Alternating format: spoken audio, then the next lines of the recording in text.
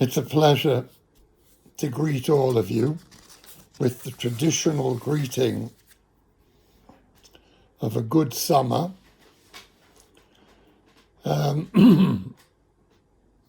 Things are not easy anywhere in the world, and I decided that in addition to the class which I give regularly in Neve, I would do a few videos based on the week's Parsha. And this particular idea, which I'm giving you, is actually based on both the Parsha we read yesterday and the Parsha we read next week.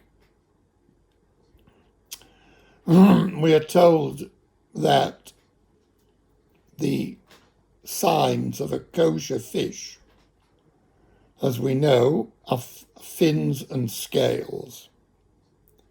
However, when it comes to animals, the signs of the kashrus are both required both to have a cloven hoof and also to chew the gut.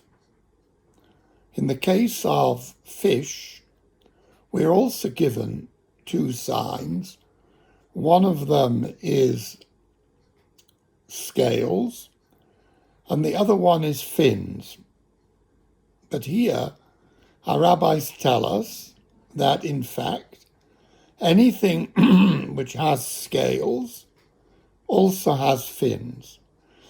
So the obvious question which is asked by our rabbis is, if everything which has scales has fins as well, so in fact, we only need one sign. Why do we bring the idea of fins? Let's just say scales. Everything which has scales had fins as well. The Meir Shaloach gives a deeper explanation of the signs of kashrut. He says as follows, excuse me, he says, in the world, the physical world that we know, so the process of acquisition starts in the heart. We desire something, and then we attempt to acquire it. However, in the spiritual world, it isn't that way. God creates the world with a certain chokhmah. This is most easily applied to the human being, because we are told that someone who wishes to have the spiritual in his life, he wants Torah and mitzvahs. He has to know that this is not something which comes from his lave, which desires it, but rather this is something which is implanted within him by the Almighty. The will to experience the spiritual is something which is implanted. It's in it, it's reversed. Here it's within it, and as a result we desire it. Now this, of course, is something which we see in Neve the whole time, that in fact those people who become religious do so because of a deep inner feeling rather than anything that we tell them. In fact, says the Zohar, how do we know that a Kadosh Baruch Hu likes a particular person when this person has feelings of a need for ruchnius? That's a sign that a Kadosh Baruch Hu likes the person. It's a gift which is given to him. The source, however, we have to know that in this ruchnius, in this effort that we make for religion, there are two things. There is the kaskeses, which is the levush, that's that which we wear, as it were, us, but also there has to be fins, as well as the scale, which Chazal and Rashi brings it as well in this week's Parsha. The scales represents the levush. There's also fins. What is it that fins represent? Fins are that way that a fish navigates. This is how it goes in any direction it wants. And so too, even if we have this feeling of spirituality within us, the gift from the Almighty is the fins that this desire be directed in the correct way. Because we know that it begins as a fairly inchoate feeling, and we have to have it defined. It has to be defined for us.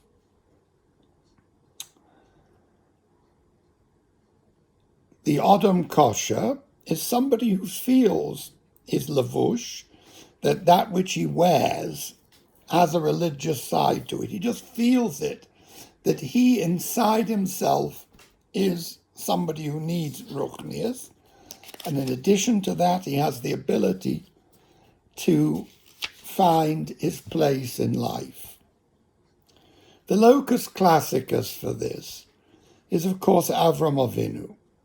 Avram Avinu, we are told, that he was going from place to place, and he saw a metropolis, he saw a city, and he said, surely this city did not create itself. There must be a creator. And we are told that the Almighty appeared to him and said, I am the creator, I am the one who made this world. The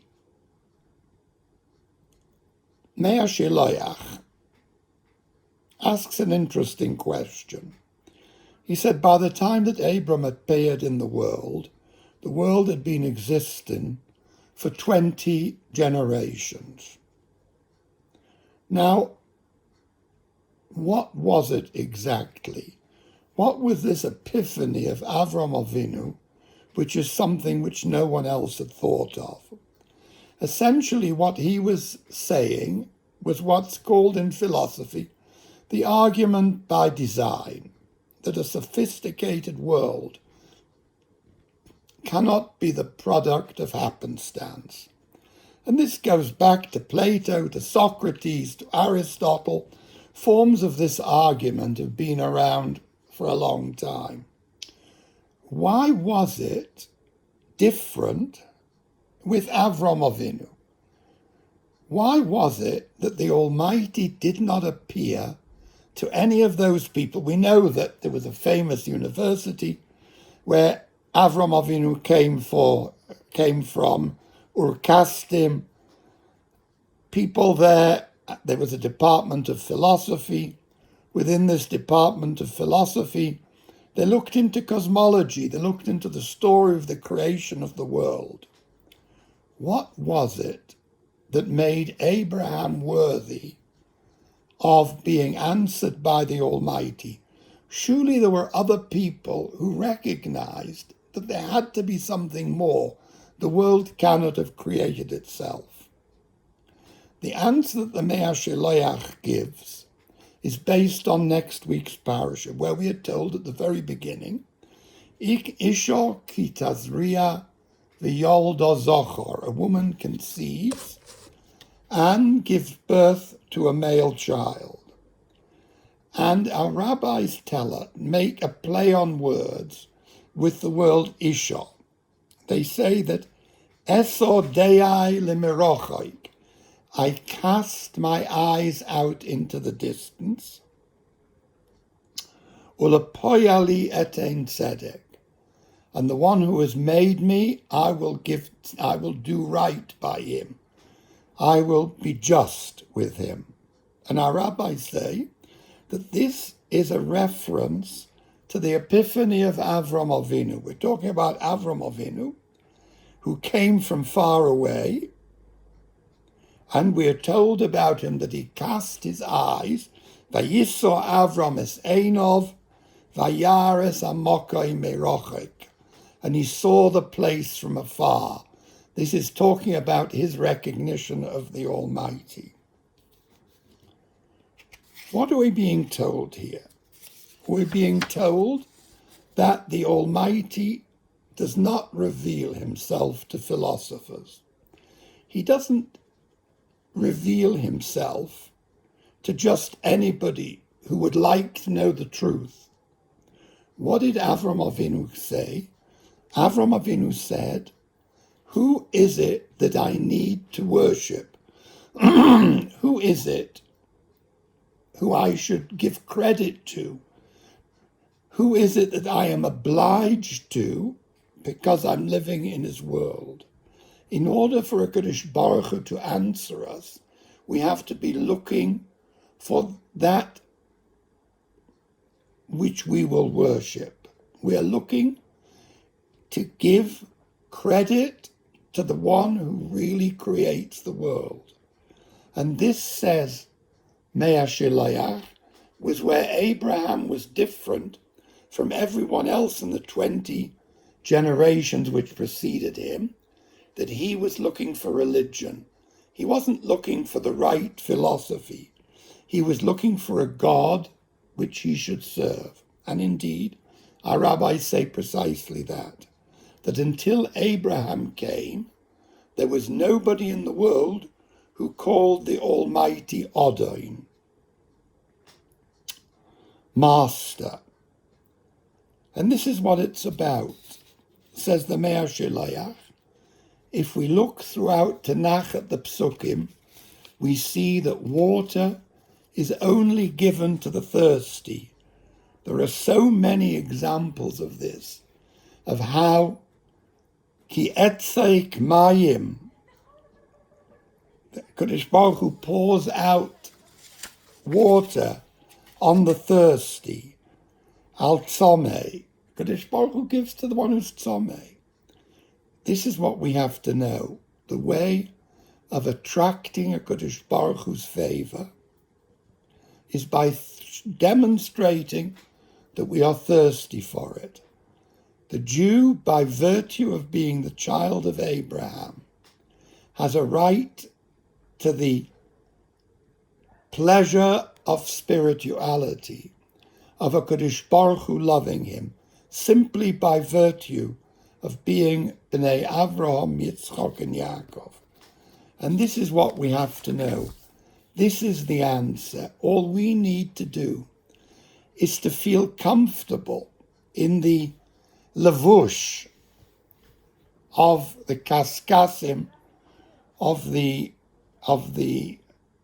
first sign of kashrus, which is the scales. The second thing is that we have to be committed to finding our direction in life. There's never been a time when the world as a whole so requires direction. May HaKadosh Baruch Hu guide us. May HaKadosh Baruch Hu bring us to that point where spirituality, where ruchnius is natural to us, where we feel comfortable in ourselves as religious people. And may HaKadosh Baruch Hu pour his water of bracha upon us. May all of you be successful. It's Rosh Chodesh at the end of the week. A new month. There is so much that we would like should be adjusted in this new month. May it be a month which comes habo oleinu l'tova. Goodbye.